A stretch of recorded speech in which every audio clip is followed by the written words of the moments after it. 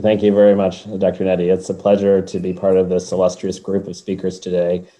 A few of the speakers have already mentioned this, including Dr. TTL and Dr. Sunita, but I'm going to talk a little bit about use of Descemet stripping without endothelial keratoplasty or DSO as an alternative for endothelial keratoplasty for Fuchs endothelial corneal dystrophy. These are, let's see. So my slides are not advancing. Oh, there we go. They're just some of my affiliations are not relevant here. So we've reviewed a little bit extensively about Fuchs endothelial dystrophy, knowing that the guttata effectively occur in the center of the cornea and then decrease as we go from the center to the periphery. And you can see that there in this nice images below. And Dr. TTL just gave a very nice overview of endothelial keratoplasty for Fuchs endothelial corneal dystrophy, which has changed over the past 2 decades now, with DMEK being the kind of principal treatment for Fuchs endothelial corneal dystrophy and routine cases.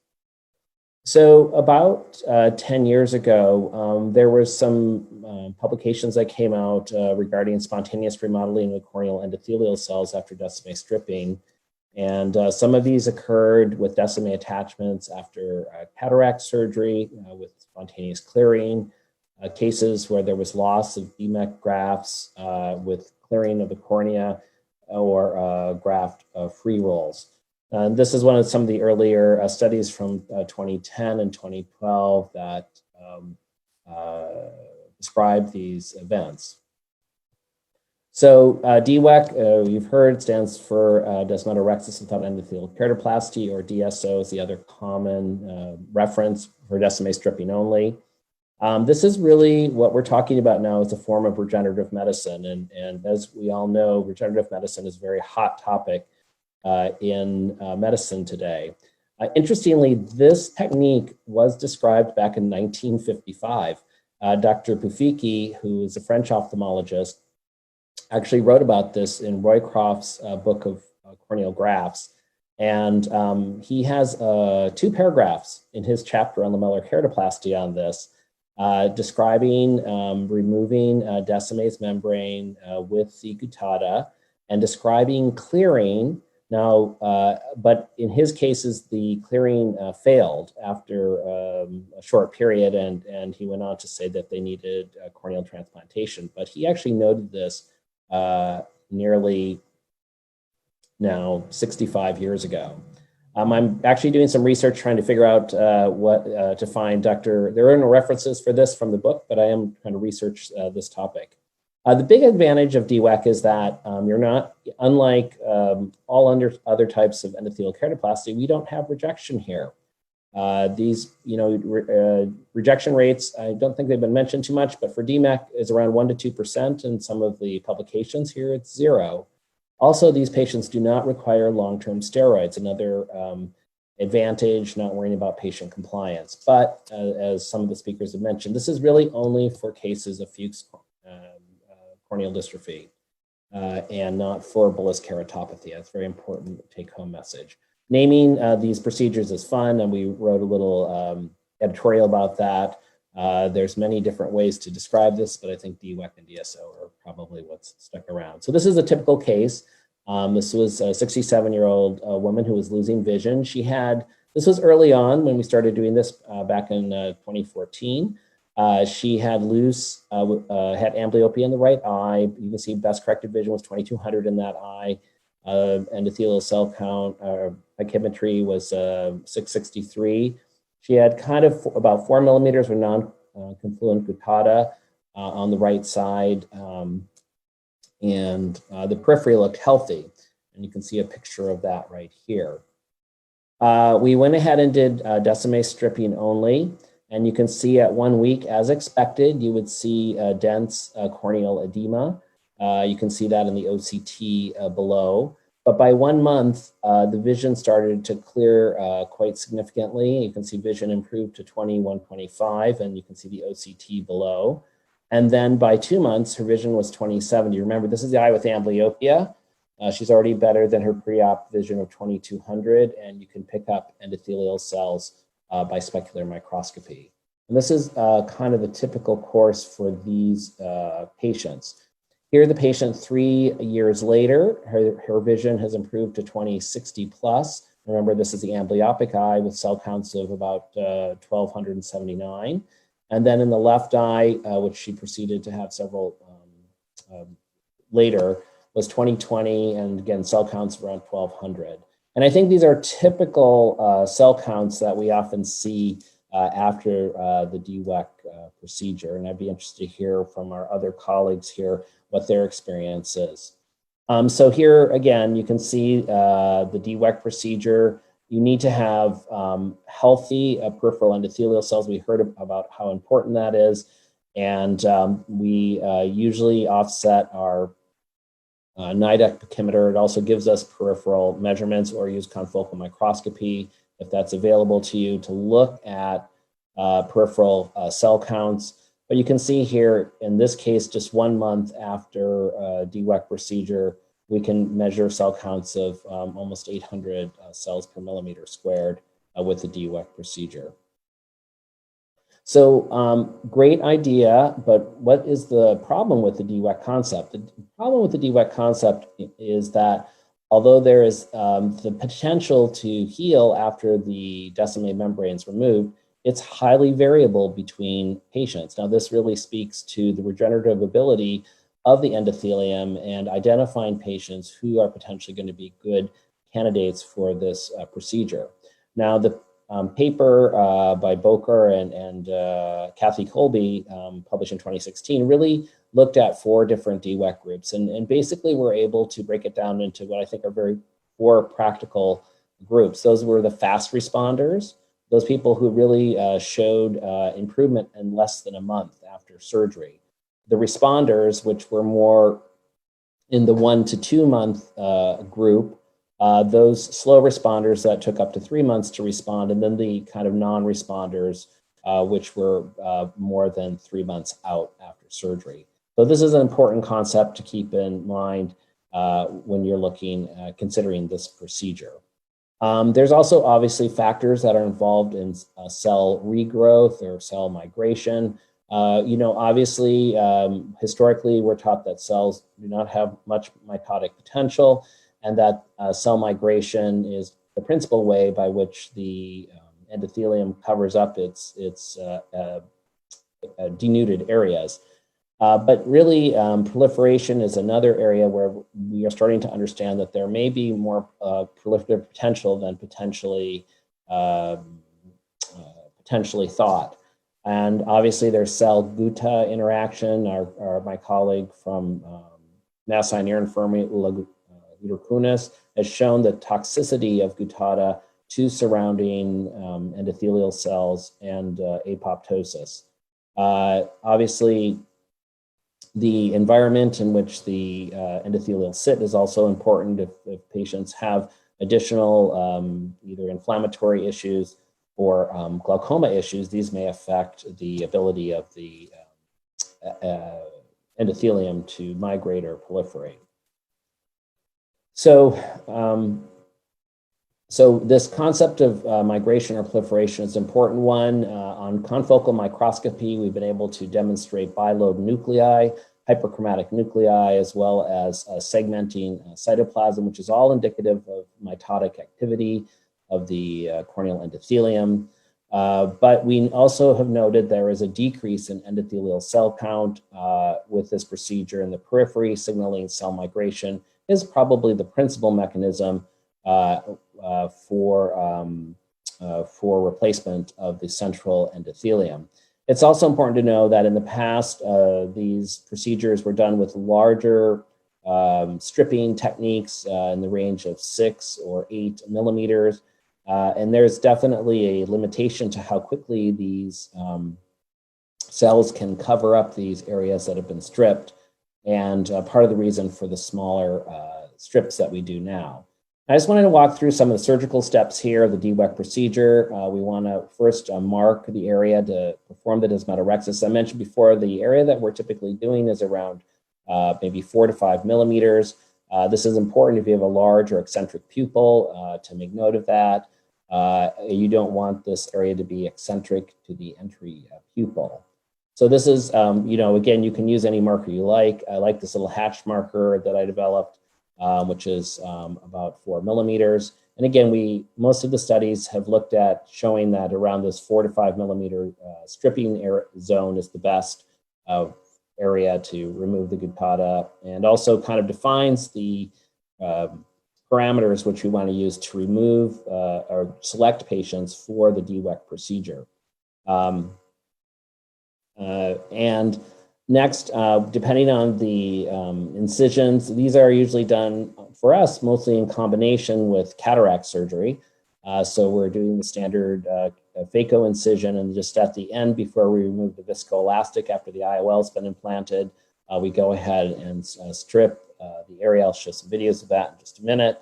But many times we have younger patients whose lenses are clear. We're doing a phakic DWEK, and obviously all you can do, if you have a micro forceps and a reverse Sinski, you can go ahead and just make a small paracentesis and perform the procedure through that.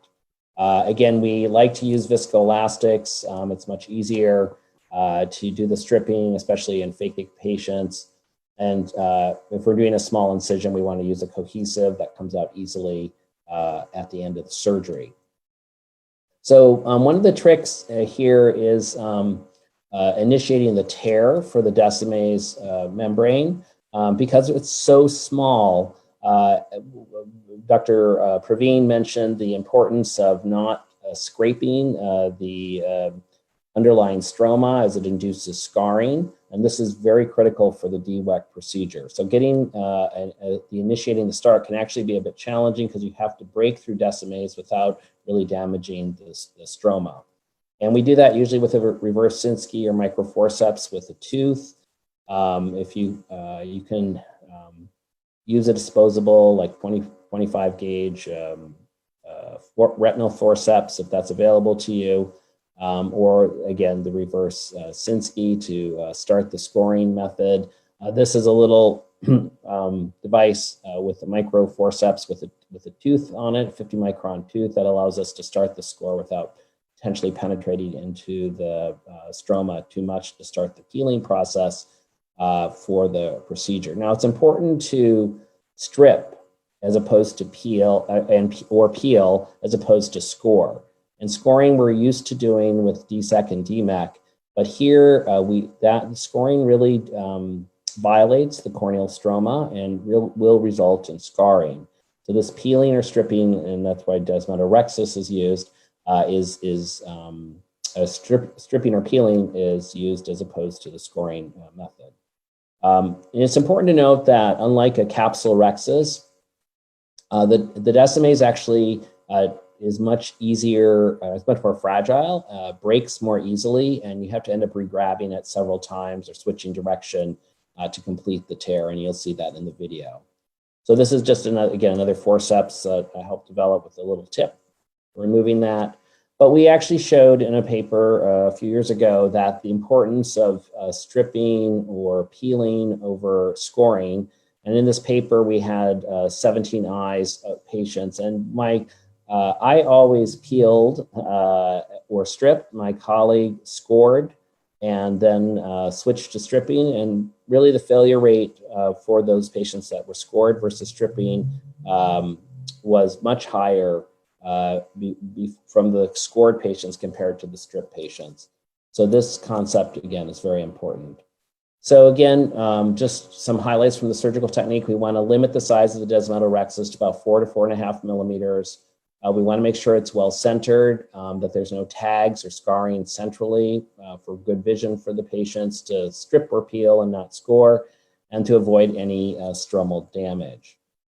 So this is just, using the reverse Sinski here. Hopefully that's running at appropriate speed. Dr. Nettie said it was a little slow, but again, trying to break that is not so easy. Remember, in Fuchs, the Descemet's is thicker, but once you're through it, it's pretty easy. This is just using a pair of Utrata forceps. This was early on. I'm showing this because We don't always have access to everything that we need, but you can do this with a pair of Utrata forceps. They do make a pair of reverse Utrata forceps. I think if you have access to that, that would be ideal if you don't have access to microforceps. But again, here I marked, but I didn't mark with my modern way. This is from several years ago before we had some of these other instruments. Sometimes it can be challenging to grab the Descemes, and you have to kind of restart it again. Again, just using reverse Sinski just to get that initial tear. Sometimes we also reverse direction if we can't get it, but I'm showing this kind of not in a sped up way, but in a kind of real way, so you can appreciate how long. It doesn't really take that long, but once you get it, it's very good, and then you're essentially all done. So this is another technique here, using the marker and the microforceps. And I would encourage you, if you're doing this in the beginning, to make sure it's well marked. Again, this is after cataract surgery, and this has the little microforceps with the tooth on it. Again, it's a little easier with microforceps to grab the Descemes.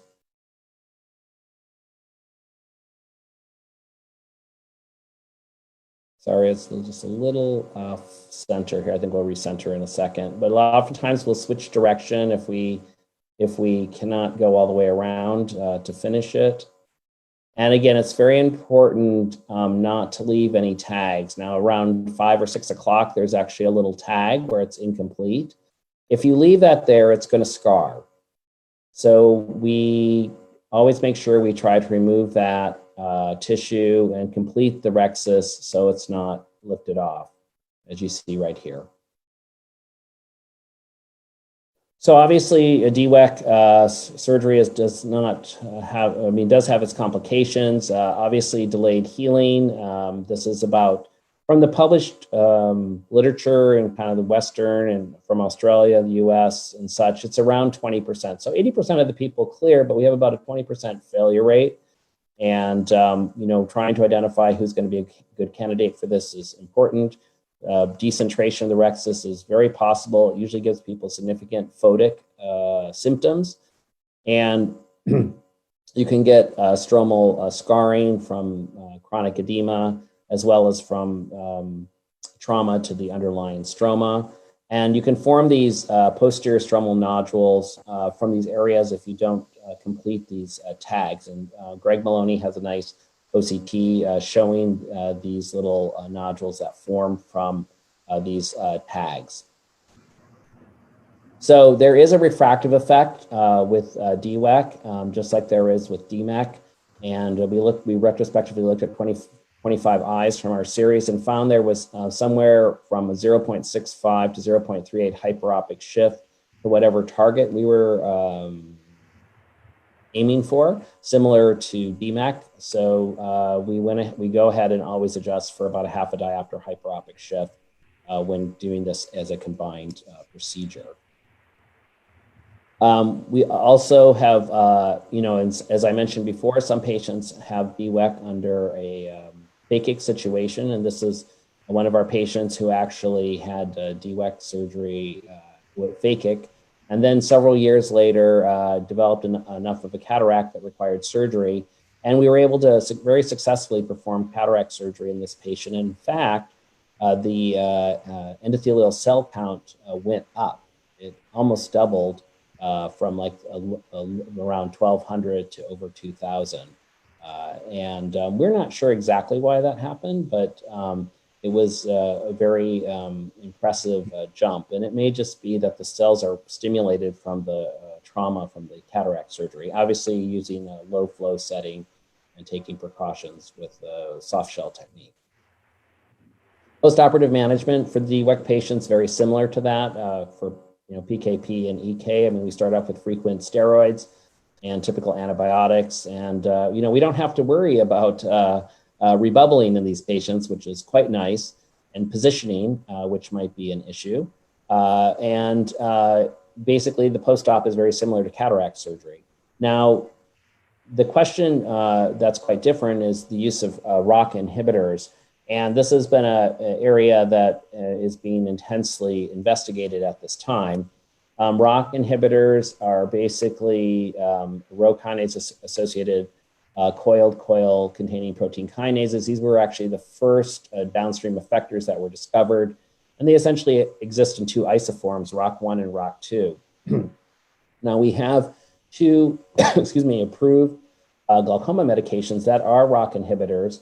And these are, these medications work by affecting the trabecular meshwork, relaxing the smooth muscle, and increasing outflow through Schlemm's canal. But basically, starting even as early as 2009, Dr.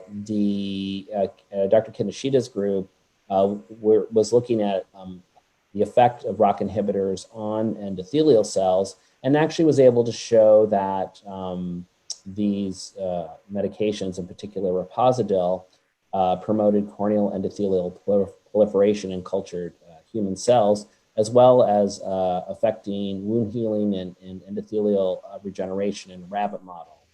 And then in 2017, Dr. Greg Maloney from Australia also reported the use of ROCK inhibitors in 3 patients who had failed DWEK 2 to 4 months after surgery. And basically by treating those patients with Reposidil 6 times a day for 2 weeks, we're able to show reversal of the edema and clearing within 2 weeks of therapy. So ROCK inhibitors, I think we're going to continue to look at those drugs to enhance the outcomes of DWEK surgery, but I think this area is still an area that has not been fully investigated. Now, not everyone thinks that this is a good idea. Actually, Dr. Price's group published something in 2014 basically saying that the prolonged corneal edema and associated symptoms resulted in less desirable postoperative course compared to rapid corneal clearing regularly achieved with DMAC. And, part of that's true. Also, Dr. Koenig in 2015 basically said because of the relatively poor postoperative visual acuity and slow visual recovery, simple descemetorhexis is not an acceptable form of treatment for Fuchs endothelial dystrophy. And I think that there's been a shift in thinking about that, as we know that several people in this group here do perform this procedure. And, I think that basically this most recent paper from Pittsburgh from Dr. Dhaliwal really highlights the difference between DMEC and DWEK, excuse me. And what they showed is that basically, the number of people achieving 20/40 or better with DMEC versus DWEK was very similar, not statistically different. Of course, the time to achieve 20/40 vision was almost 2.5 times longer with DWEK compared to DMEC. But adverse events, this is where it stands out. DWEK, 0. DMEC, 53%. So, we deal with a lot more problems with DMEC potentially compared to the DWEK procedure. And, additional procedures in the DMEC group here was 13% versus 0 with DWEK. So I think there are a lot of advantages to the DWEK procedure or DSO procedure. I do think we are trying to sort out the details about which candidates are the best. I think the mild to early moderate are really the best group to target for this with healthy peripheral endothelium. Age may play a role. I think probably younger patients have probably more regenerative capacity compared to older patients. Basically, surgical technique is very, very important. I think this stripping, healing versus scoring is very important. Centration is important. I think the use of ROCK inhibitors is not necessary. And actually, our first publication, we didn't have any of our patients on ROCK inhibitors. And, we had more than 80% of patients clear. We are actually going to go back and review our 3 to 5 year data to see how patients do. I've had maybe over the years, I've had only 3 patients that have needed to be converted after not clearing with endothelial keratoplasty. And The other issue that I think has not been discussed is the role of intraocular pressure. I personally believe that the intraocular pressure in DWEK needs to be very low. So I target for patients to have IOPs of 15 or less, as I feel it helps in endothelial cell recovery. So thank you very much, and appreciate the opportunity to speak.